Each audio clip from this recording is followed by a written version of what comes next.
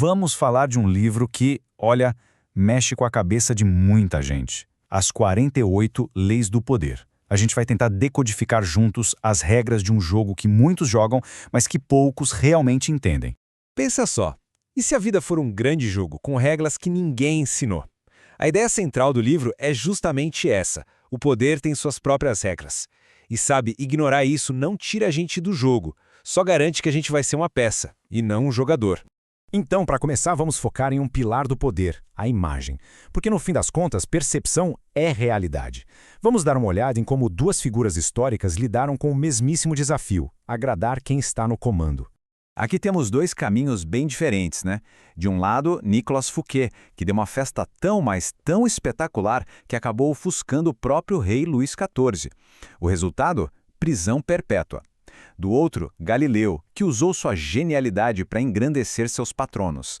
O erro fatal de Fouquet foi fazer o seu mestre se sentir pequeno. E isso nos leva direto para a primeira e talvez a mais crucial lei do poder: jamais ofusque o mestre. A questão aqui não é esconder os talentos, de jeito nenhum. É sobre ter a inteligência de gerenciar o ego de quem pode decidir um destino. É estratégia pura. Agora, olha só a jogada de mestre de Galileu. Ele não só descobriu as luas de Júpiter, ele as transformou nas estrelas Médici. Foi um tributo celestial à grandeza da família. Em vez de brilhar mais que eles, ele refletiu a glória dos seus patronos e, com isso, garantiu a própria segurança e prestígio. Essa mesma lógica se aplica aqui. Vencer por ações, não por argumentos. Palavras podem criar resistência, sabe? Mas uma demonstração é praticamente irrefutável. E acho que ninguém entendeu isso melhor do que Michelangelo. Imagina a cena. Michelangelo poderia ter ficado horas discutindo sobre proporção, arte, o que fosse. Mas em vez disso, ele subiu no andaime. Ele sacou que o importante não era mudar a estátua, mas deixar que o seu patrono sentisse que foi ouvido. Ele salvou o ego do cara e, de quebra, salvou sua obra-prima. Genial, né? Bom, a gente já falou sobre o que mostrar, mas e sobre o que não mostrar? Ou melhor, sobre o que não falar. É aqui que entramos no poder da contenção. Um daqueles paradoxos onde, muitas vezes, menos é muito mais. A história de Coriolano é o exemplo perfeito do que não fazer. Ele era um herói de guerra romano, incrível. No campo de batalha, as ações dele falavam por si. Mas na arena política, as palavras dele o destruíram. Ele simplesmente não conseguia se conter, e cada palavra arrogante o afastava mais do poder.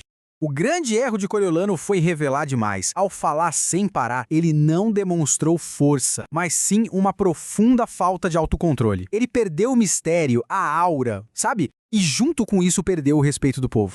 Agora vamos explorar umas táticas que parecem ir contra a lógica. E se a melhor forma de vencer o inimigo for transformá-lo em amigo? E se render-se for a jogada mais inteligente? Pois é, bem-vindos às estratégias dos astutos. Abraham Lincoln uma vez disse: "Não destruo meus inimigos quando os tornam meus amigos." Essa frase é a chave para a gente entender o que o imperador Sung fez lá na China Antiga para quebrar um ciclo de traição. A lógica do sangue era brilhante. Pensa bem, amigos podem sentir inveja, podem esperar favores, se sentem no direito.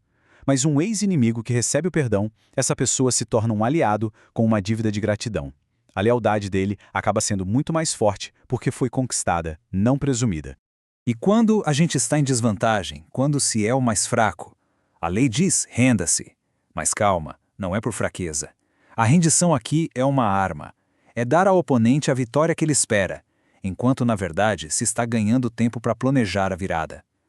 O dramaturgo Bertolt Brecht foi um mestre nisso. Olha só, perante o poderoso Comitê de Atividades Anti-Americanas, Brecht não bateu de frente. Ele se fez de desentendido, assumiu um papel de cooperador confuso.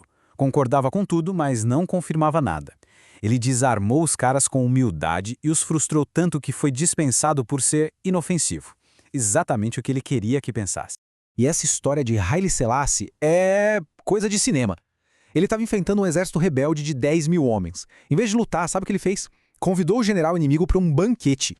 Enquanto o cara se deliciava com a festa, as tropas de Selassie não atacaram o exército inimigo, elas compraram as armas deles. Foi uma vitória absoluta, conquistada com ouro, não com sangue. Tudo por trás de uma aparência de fraqueza. Então, o que todas essas histórias de reis, de artistas, de generais têm em comum? Elas revelam uma coisa muito importante. O poder não é sobre força bruta. É, acima de tudo, um jogo de mentes. As leis do poder não são sobre ser bom ou mal. Elas são como um espelho da natureza humana. Elas funcionam porque exploram nossas emoções mais básicas. A vaidade de um rei, o medo de um comitê, a ambição de um general.